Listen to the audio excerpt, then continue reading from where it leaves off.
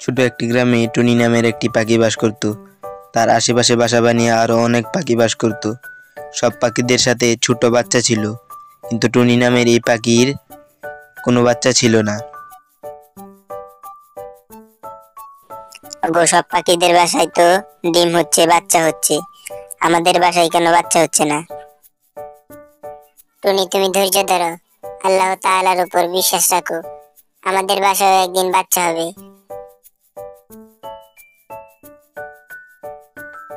হ্যাঁ, ঠিক বলেছো তুমি, আল্লাহ তাআলা আমাদের মনের আশা একদিন ঠিক পূরণ করবে। টুনি পাখি মুখে খাবার নিয়ে উড়ে যাচ্ছিল। যাওয়ার পথে টুনি পাখির সাথে হঠাৎ একটি বুড়ো পাখির দেখা হলো। বুড়িমা, তুমি এখানে বসে আছো কেন? তুমি কিছু খেয়েছো? বাচ্চা, এখন আমি বুড়ো হয়ে গেছি, কাজকর্ম করতে পারি না, 2 দিন ধরে না খেয়ে আছি আমি। বুড়িমা, তুমি কোনো চিন্তা করো না, আমার খাবারটা তুমি রেখে দাও, আমি জঙ্গল থেকে আমার খাবার আবার খুঁজে নিব। এই বলে টুনি নিজে খাবারটা বুড়িমাকে দিয়ে অন্য খাবার খুঁজে বাসার উদ্দেশ্যে রওনা দিল। এবং টুনি যখন রাতে ঘুমাচ্ছিল, ওর স্বপ্নে হঠাৎ একটা পরী এলো। টুনি, তোমার মনের ইচ্ছা খুব তাড়াতাড়ি পূরণ হতে যাচ্ছে। কাল সকালে পাশের জঙ্গলে যাবে, ওখানে তোমার জন্য একটি ডিম থাকবে, ওই ডিম থেকে যে বাচ্চা হবে সে বাচ্চা তোমাকে রক্ষা করবে।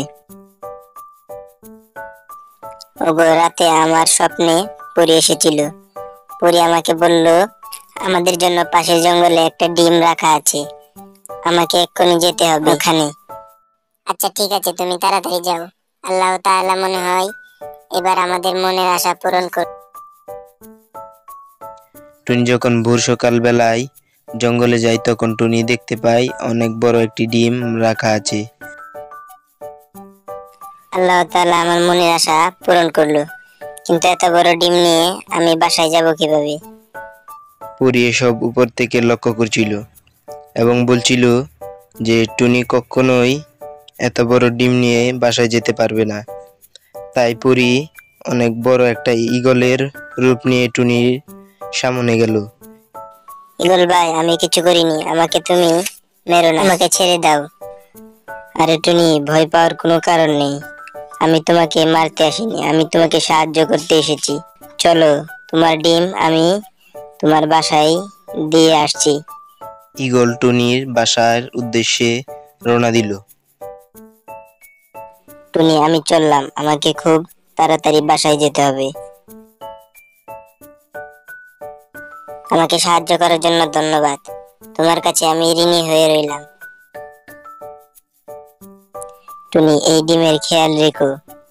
ঈগল পাখিটি ওখান থেকে উড়ে চলে যায় এবং বাহিরে গিয়ে সে পরীর রূপে ফিরে এলো। টুনি, তুমি চিন্তা করো না, এখন তোমার দিন বদলে যাবে, তোমায় সাহায্য করব। টুনি এই বলে পরীটা ওখান থেকে উধাও হয়ে গেল। তারপর একের পর এক সকল পাখি ডিমটিকে দেখতে আসলো। এভাবে কিছুদিন যাওয়ার পরে ডিম থেকে সুন্দর একটি বাচ্চা হলো।